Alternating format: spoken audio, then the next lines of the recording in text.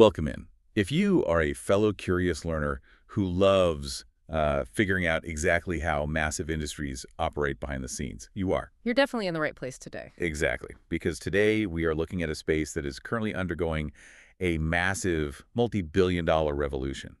We're diving into the beauty and cosmetics industry. And just to set the stage for you, we are looking at a market that's projected to hit $151 billion by 2025. Which is huge on its own. Right. But then it scales to a staggering $179 billion by 2030, and that is just North America alone. Yeah, to put that into perspective, that is roughly the gross domestic product of a small country, entirely driven by, serums, lip glosses, and shade matching. It is a phenomenal scale of growth, Mm. but the sheer volume of capital isn't actually the real story here. No, the fascinating part is the fundamental shift in the mechanics of how that capital is being captured. Exactly. We are watching the old paradigm of mass awareness. Those traditional linear marketing funnels we all grew up with just get completely dismantled. And in its place is this era of hyper-individualized algorithmic precision. Yes. And right at the center of this transition is what the industry calls the masstige segment. Prestige. Right, masstige. It's that strategic sweet spot between mass market affordability and prestige luxury. Right now, that specific segment is growing at 14%. Which makes sense because modern consumers are ruthlessly demanding demonstrable scientific efficacy over legacy brand heritage. Mm-hmm. They don't just care about a famous logo anymore. Totally. Which brings us to the core mission of our deep dive into the source material today. Yes, here we are on Monday, March 9th, 2026. And our mission is to decode the exact blueprints driving the most successful cosmetics e-commerce brands in the market right now. And we have a really fantastic stack of sources to pull from for you today. We do. We're looking at a comprehensive 2026 cosmetics e-commerce methods report, an in-depth research brief, and we also have the actual feature specifications from an AI one-to-one personalization platform called Selene. It's a lot of incredible data. It is. Okay, let's unpack this. Starting with one of the most stubborn logistical headaches for anyone trying to sell a physical product on the internet. Ah, you're referring to the can't try it on problem. That is the one. I mean, Right. think about the friction of buying a foundation or a concealer online. You can't test the shade on your wrist. You can't feel the texture. You don't know how it oxidizes in the daylight. Oh, absolutely. We all probably have that one drawer in our bathroom that serves as a graveyard for slightly wrong foundation shades. Yeah. Pantone color wheel of regret. A Pantone color wheel of regret. That's exactly what it is.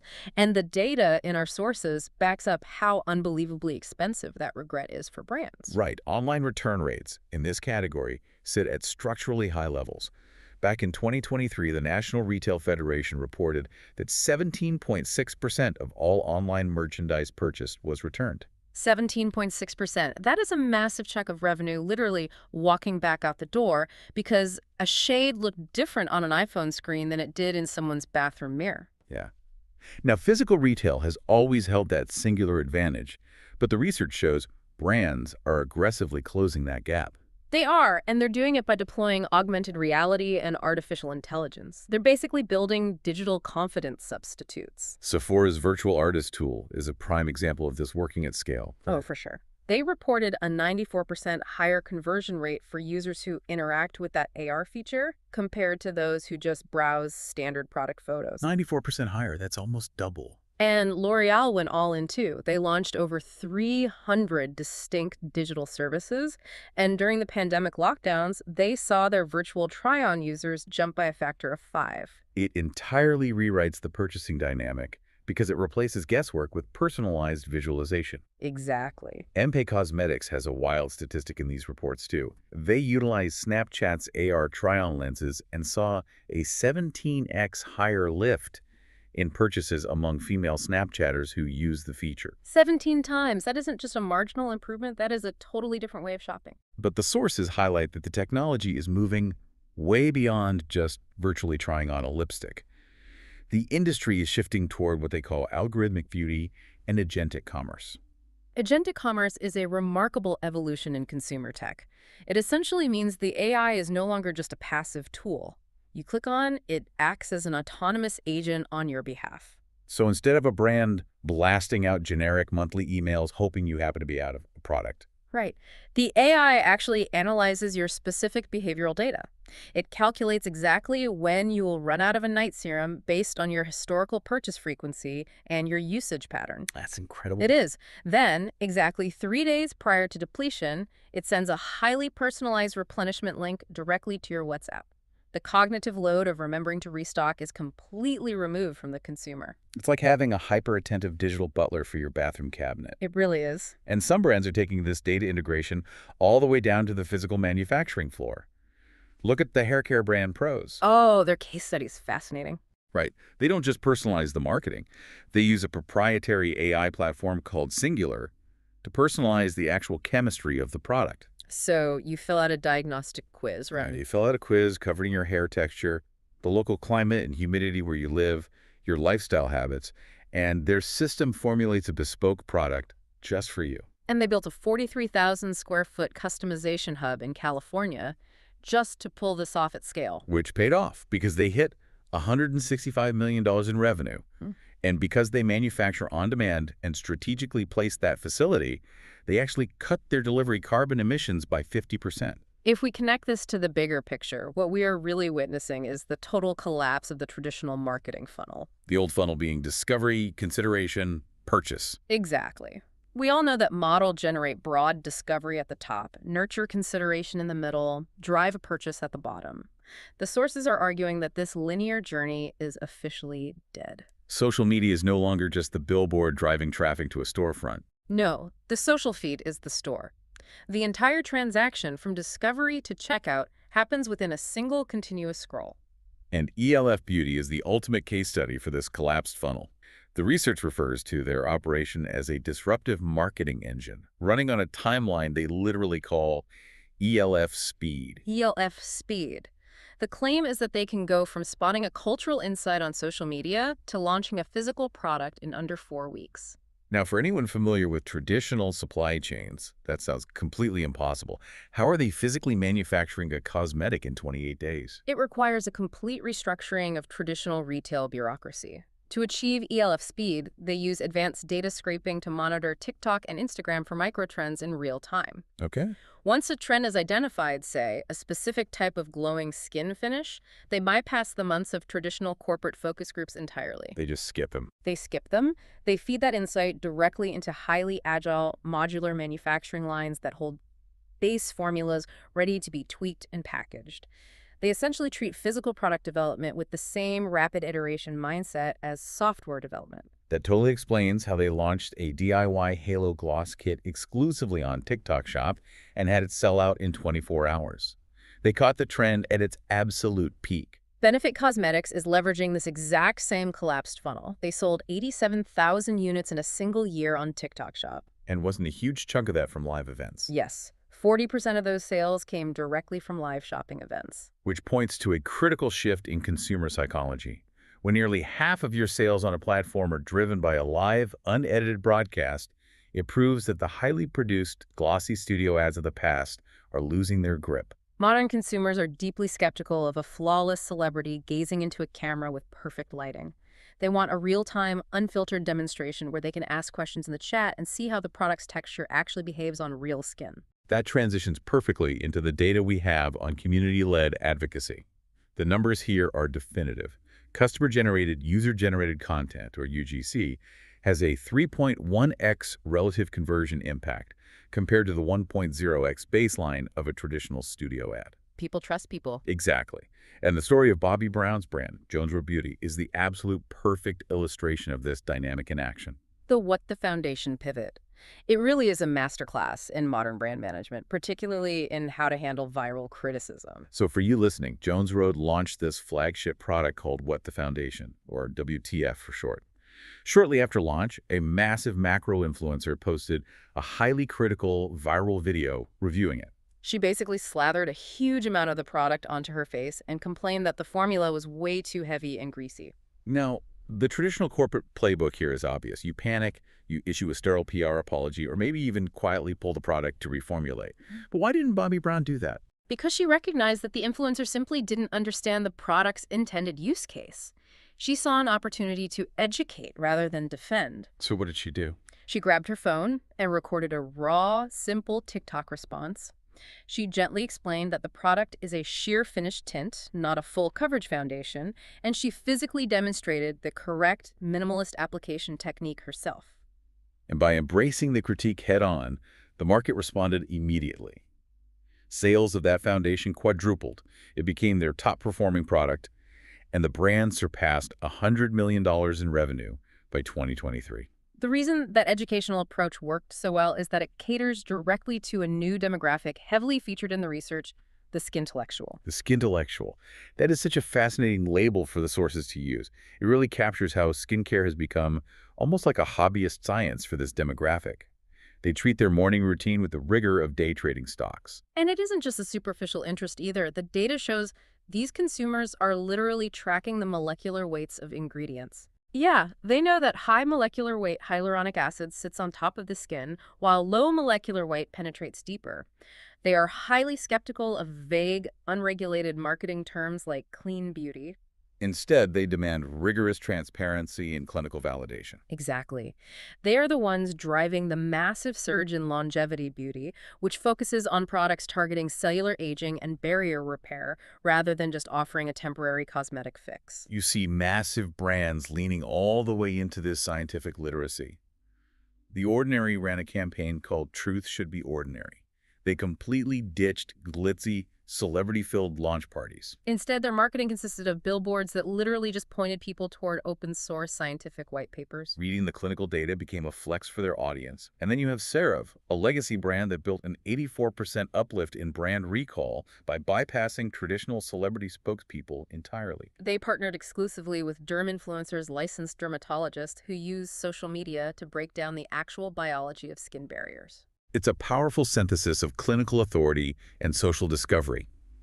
But the research also makes it clear that community advocacy isn't solely driven by science. It's equally driven by purpose. A brand's alignment with consumer values is a massive conversion lever right now. Look at Selena Gomez's Rare Beauty. They hit $500 million in revenue in 2024. And the sources are explicit that this isn't just a byproduct of her fame. There are plenty of celebrity brands that fail miserably. Rare Beauty works because it has a baked-in purpose that resonates with its specific audience. Right. They dedicate 1% of all global sales to the Rare Impact Fund, which has already raised over $20 million to expand mental health services for young people. The community rallies around the product because they are actively rallying around the cause. Yes. Here's where it gets really interesting, though. How do these brands capture all of this community energy, all of these skintellectuals, and actually turn it into a sustainable, predictable business model? They do it by hoarding a very specific type of data. Zero-party data. Exactly. You see, the cost to acquire a new customer, often referred to as CAC on platforms like Meta or Google, continues to skyrocket. Simultaneously, privacy changes across mobile operating systems have made passive tracking increasingly difficult. So the old ways of getting data are drying up or getting too expensive. Right. As a result, brands are obsessing over data that a customer intentionally and proactively hands over to them. This zero-party data is the fuel that powers own marketing channels like email and SMS. Going back to Jones Road Beauty for a second, they built an interactive shade finder quiz on their website.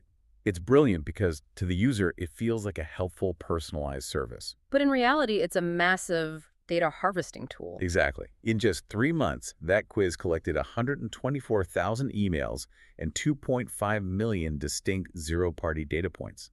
They knew exactly what skin struggles their customers were dealing with. And by feeding that data into a hyper-personalized recommendation engine, they boosted their average order value from $60 to $90. The return on investment for this kind of lifecycle marketing is staggering when it's executed correctly. The benchmark data across the industry shows that email ROI typically sits between 10 to 1 and 36 to 1. And SMS marketing is similarly powerful. Anastasia Beverly Hills saw a 42x ROI and an 87.5% click-through rate on their SMS welcome messages alone. But the absolute key to these numbers is strict segmentation. Patrick Tar Beauty grew the revenue specifically driven by their Klaviyo email and SMS campaigns, 8x year over year during Black Friday. 8 times year over year. Yeah. But they didn't achieve that by blasting everyone on their list with discounts. They used extreme segmentation, deliberately suppressing recent buyers from receiving discount emails. Wait, deliberately suppressing recent buyers during Black Friday. Isn't that leaving money on the table if those buyers wanted to come back to buy impulse gifts for the holidays? How does the data justify intentionally not emailing your warmest leads? It seems counterintuitive, right? But it's a strategy designed for long-term margin protection. If you constantly bombard your most loyal recent buyers with heavy discounts, you train them to never pay full price again. Ah, so you devalue the product in their eyes. Exactly. It creates discount fatigue and slowly erodes the prestige of the brand. By suppressing those cohorts, you preserve your profit margins on your best customers while using the aggressive discounts strictly to convert hesitant top-of-funnel prospects. That requires an incredible amount of discipline. But managing that level of one-to-one communication, segmentation, and timing at scale is virtually impossible for a human marketing team to execute manually. Which brings us to the technological case study in our sources, the AI platform called Selene. Right. Selene acts as an autonomous retention team. It connects directly to a brand's storefront, Yeah. unifies all that siloed zero-party data we just talked about, and then automatically writes and sends one-to-one personalized messages across email, SMS, WhatsApp, and even direct mail. What makes a platform like Selene noteworthy in the research isn't just the automation, though. It's the underlying framework of how it communicates. It isn't just a sophisticated mail merge inserting a first name into a template. No, not at all. The system is grounded in 24 distinct behavioral psychology concepts. For example, instead of relying on the standard scarcity tactic, blasting out generic last chance 20% off messages that consumers have become entirely blind to, it leverages concepts like reciprocity and cognitive ease. Let's break those down for the listener. How does reciprocity actually work in an automated SMS context? So reciprocity is the psychological principle that people feel obligated to give back to those who have given to them. So instead of immediately asking for a sale, the AI might send a highly tailored educational tip based on the exact moisturizer you bought last month. Offering genuine value first. Right. Then it utilizes cognitive ease, making the eventual path to purchase so personalized and frictionless that buying feels like a most natural next step. Yeah. It mimics the behavior of a world-class, empathetic marketer who understands human psychology, rather than just acting as a discount delivery mechanism. It is genuinely like having an entire behavioral science department living inside your software stack. It really is. But with platforms hoarding all this behavioral data and AI automating millions of hyper-personalized messages, there is a massive legal and regulatory reality check happening. The law is trying to catch up to the technology. Exactly. The regulatory environment has fundamentally shifted. The Federal Trade Commission updated its endorsement guides heavily in 2023, and the enforcement posture became significantly stricter as we moved into 2025 and 2026. You can no longer play fast and loose with influencer disclosures or AI-generated content. Not at all. The sources outline these 2026 compliance standards, and the FTC is incredibly specific about the mechanics of disclosure now. The overarching rule is that a material connection between a creator and a brand, whether that is a lucrative paid sponsorship or simply a gifted PR package, must be clear and conspicuous. And in practical terms, this means what? It means the disclosure must be placed in the first line of a text caption. You cannot bury it under an expandable Read More tab, and you cannot hide it in a massive block of unrelated hashtags at the bottom of a post. And for video. For any video or live stream content, the disclosure must be explicitly stated verbally and remain visually on screen for the duration of the endorsement. And the regulatory crackdown on artificial intelligence specifically is even more intense. In 2025, we saw the introduction of the synthetic performer disclosures. This is perhaps the most critical legal development for the beauty industry right now. If a brand uses a digitally created asset to simulate a human likeness in an advertisement, it legally must be labeled prominently as synthetic or a virtual image. So no more pretending an AI model is a real customer. Right. Furthermore, the days of utilizing heavy digital filters to sell skincare are over. If you alter the appearance of skin to demonstrate a product's efficacy, it must be clearly labeled as retouched. And the financial penalties for failing to adhere to these transparency laws are strict. It's $1,000 for a first offense, escalating to $5,000 for subsequent violations. And crucially, the liability chain has been clarified. The brands themselves are held fully legally responsible for the non-compliant actions of their influencer partners. So what does this all mean? From a listener's perspective, sitting here taking this all in, we have AI platforms mapping our behavioral psychology to predict our purchases, augmented reality allowing us to try things on through a screen, massive communities driving trend cycles in under a month, and an increasingly strict legal framework trying to keep all of this honest. How do you balance scaling so aggressively through technology while maintaining actual consumer trust? If we synthesize the core mechanics from all these sources, the overarching lesson is clear. In 2026, e-commerce success is no longer about shouting the loudest with the most expensive, highly produced studio ads. It's just not going to work anymore. No. It is about utilizing sophisticated technology like Selene's behavioral AI or Sephora's AR try-ons to completely remove friction from the buying process. But you have to balance that high-tech approach by anchoring your brand in human authenticity, community engagement, and clinical truth. The technology is merely the tool that facilitates the transaction. Exactly. The radical transparency is what actually builds the relationship. It is a profound shift. And to you listening right now, whether your world involves selling cosmetics, building enterprise software, or offering a consulting service, the lesson here translates across every single industry. Consumers demand to be understood as individuals, not as broad demographic cohorts. If you treat them with respect, educate them rather than just selling to them, and use technology to genuinely make their lives easier, they will reward you with their loyalty. This raises an important question to leave on, though. We've spent a lot of time today exploring how AI predicts when you will run out of a product and proactively orders it for you. But as these algorithms become exponentially more sophisticated at mapping our psychology and knowing what we want before we even realize we want it, does true discovery still exist? Or are our personal tastes simply being engineered by the very tools built to serve us? Are we finding the products, or are the products finding us? That is a brilliant thought to sit with. Thank you so much for joining us on this deep dive into the source material today. Keep questioning the algorithms, and as always, stay insanely curious.